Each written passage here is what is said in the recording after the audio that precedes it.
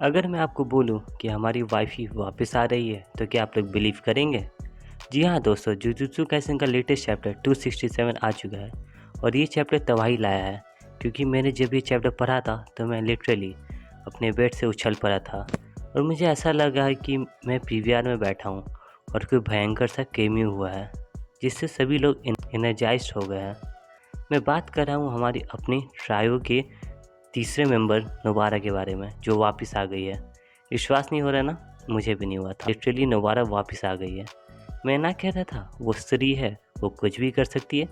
Literally भाई, गेगे सब ओजी characters को वापस ला रहा है, वो भी इतना एंड में। अभी कुछ चैप्टर्स बाद पूरा सीरीज़ ख़त्म होगा और अभी नोबारा का एंट्री। ओ भाई, उसके बाद एक और सीक्रेट है इस चैप्टर में। तो चलिए शुरू करते हैं इस चैप्टर को।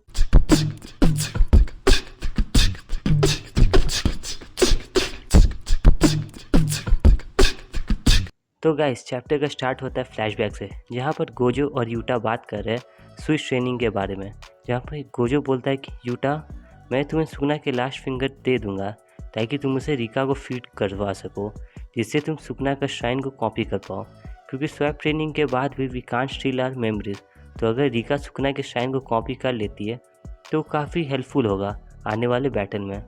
इसके बाद यूटा बोलता है कि I can fulfil the condition of कॉपिंग, but still वो सुकना का 1/20th फिंगर है। जिस पर गोजो बोलता है कि मुझे मालूम है कि ये काफ़ी नहीं है तुमको सुकना के श्राइन की इन्फॉर्मेशन को एनालाइज करने के लिए और इसे यूज़ करने के लिए।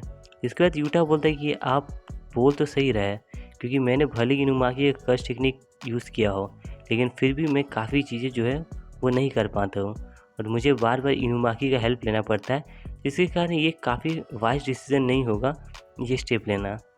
ये बिल्कुल गैम्बल की तरह लग रहा है, जस्ट लाइक आर ओजी हकारी।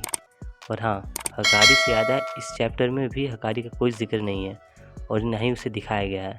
अगर आपको जानना है कि हकारी किधर है तो वो इधर है, मेरी इस वीडियो को देख लो।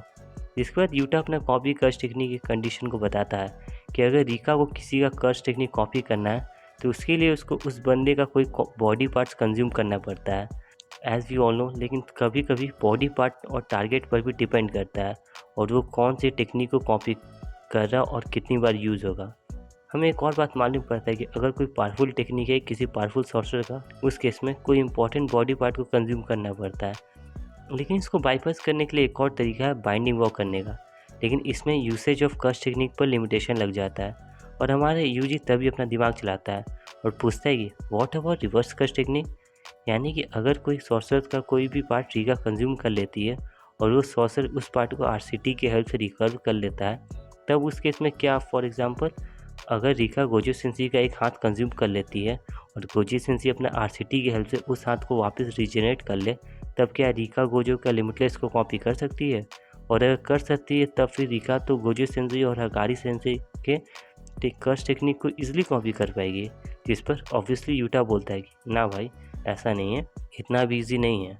और ऑब्वियसली भाई, इतना ईजी अगर होता तो फिर यूटा हर टेक्निक को यूज़ कर लेता।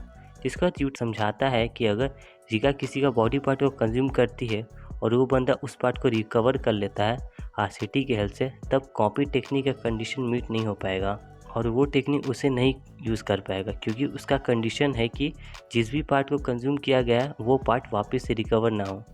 Just the case of angel and Inumaki, जहाँ पर उन लोगों को आरसीटी या मॉडर्न मेडिसिन की हेल्प से रिकवर नहीं किया जा सकता था, इसलिए रिका ने उस पार्ट को कंज्यूम कर लिया था और वो टेक्निक कॉपी कर ली थी। इसके बाद मेमी बोलती है कि तुम कंफर्म है यूटा, क्योंकि टोडो के केस में ऐसा तो नहीं हुआ था जहाँ पर उसका काम रेजोनेंस पर काम करता है। इसलिए यूटा बोलता है कि हाँ, वो मालूम है मुझे, इसलिए मैं इस प्लान को बिल्कुल ही आखिरी में यूज़ करूँगा। तो अगर आप लोगों को कुछ समझ आ रहा होगा तो सही है, नहीं तो आगे तो मैं बता ही दूंगा। जिसके बाद यूटा बोलता है कि वो जितना भी इम्पोर्टेंट इन्फॉर्मेशन और डेटा है वो इटाडोरी को दे देगा थ्रू स्वैप ट्रेनिंग। भले ही सुकना और इटाडोरी के बीच में रेजिडेंस होता है, लेकिन फिर भी आई डोंट थिंक कि इटाडोरी जो है वो सुकना को अपना प्लान बता देगा। आई मीन सुकना इटाडोरी के थ्रू प्लान जान पाएगा, क्योंकि इटाडोरी सुकना के थॉट्स को पढ़ नहीं पाता है, इसलिए सुकना को कुछ मालूम ही नहीं पड़ेगा जब वो गोजो सेंसेई से फाइट करेगा।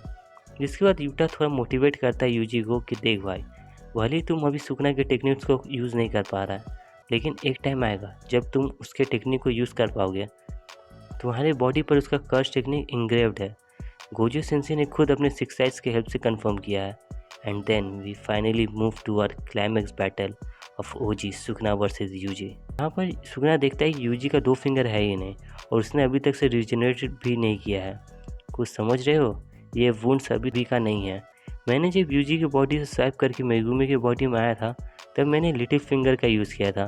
जिसके बाद यूजी बोलता है कि तुम अपना आखिरी फिंगर को रिट्रीव नहीं ना कर पा रहा है। It was a bluff. जिसके बाद मालूम पड़ता है कि जो कॉपी टेक्निक श्राइन के लिए यूज़ किया गया था वो मेरे फिंगर का नहीं था बल्कि इस लॉन्डे यूजी का था। अगर आपको याद हो तो मैंने पहले ही आपको एक हिंट दिया था। जिसके बाद हमें उटाहिमे और बुढ़ा गाकुगांजी दिखता है जो दोनों भी सुकना का लास्ट फिंगर के पास रहते हैं और बात कर रहे हैं कि सुकना का फिंगर एक स्पेशल ग्रेट कर्स ऑब्जेक्ट है जो कि कोई भी फिजिकल अटैक या कर्स टेक्निक को रेजिस्ट कर सकता है, जिसके कारण इसको हासिल करना किसी भी कर्स टेक्निक से काफ़ी मुश्किल हो जाएगा। लेकिन नॉट विथ अ वाइंडिंग बॉ। अगर हम लोग अपना फोकस शिफ्ट करें from destroying the curse object to rather than passing by the curse technique, लेकिन ये लोग उससे भी ज़्यादा किसी और चीज़ को लेकर टेंशन में है।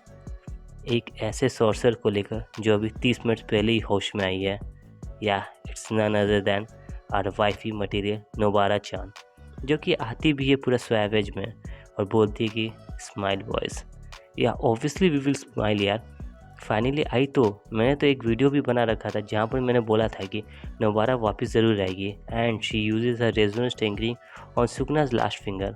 वो अपने डॉल को सुकना के फिंगर के साथ बांध देती है और अटैक करती है और इधर सुकना को ऐसा लगता है जैसे उसका सोल ही बाहर निकल गया हो। वो बोलता है कि ज़रूर ये उस लड़की का ही काम है। शिट यार, अब मैं अपने डोमेन एक्सपेंशन भी नहीं कर सकता हूँ और इधर ये बंदा का श्योरिटी इफेक्ट टेक्निक। शिट यार शिट। और तभी हमें नोबारा और यूजी दोनों दिखते हैं सेइंग डम्बैस। जिसके बाद यूजी अपना वही ओजी डिस्मेंटल यूज़ करता है सुकना पर, जिसके बाद सुकना बोलता है कि इट्स नॉट ओवर येट और वो यूजी पर अटैक करता है। जिसके बाद सुकना बोलता है कि तुमको सही में लगा था कि तुम्हारा डोमेन मुझे इजीली ख़त्म कर देगा। सुकना सोचता है कि ये बंदा खुद को हील नहीं कर पा रहा है क्योंकि इसका वुंड्स काफ़ी देर से है और वो उसे हील नहीं किया है तो ये ज़रूर अपना मैक्सिमम लिमिट को कब का सरपास कर चुका है। And sure due to the use of domain इसका कर्स एनर्जी भी ख़त्म हो गया है। जिसके बाद वो एक जोरदार अटैक करता है यूजी पर और बोलता है कि this is the end here you brat. लेकिन हमारे यूजी ऐसे थोड़ी ख़त्म हो सकता है। उसे भी डिले कर्स एनर्जी अटैक किया था। हाँ वही, जिसमें उसका मुक्का और कर्स एनर्जी दोनों के बीच में टाइम लैग होता है। जिसके बाद यूजी बोलता है कि Sukuna let's end this cycle of curses और उसको एक ज़ोरदार पराठेदार ब्लैक फ्लैश जड़ देता है। ओ भाई, नहीं भाई, ओ भाई, क्या ही मज़ा आ गया देखकर। ओपी भाई ओपी। सुकना का तो कांड और तशरीफ दोनों ही फट गया है। जिसके बाद ये चैप्टर एंड हो जाता है विथ अ नोट की the end of an era for a long fight. तो आप लोग बताओ कि क्या सुकना मर गया है, और अगर नहीं मरा है तो मरेगा। अपने थॉट को कमेंट सेक्शन में भर दो। तब तक के लिए मिलते हैं अगली वीडियो में।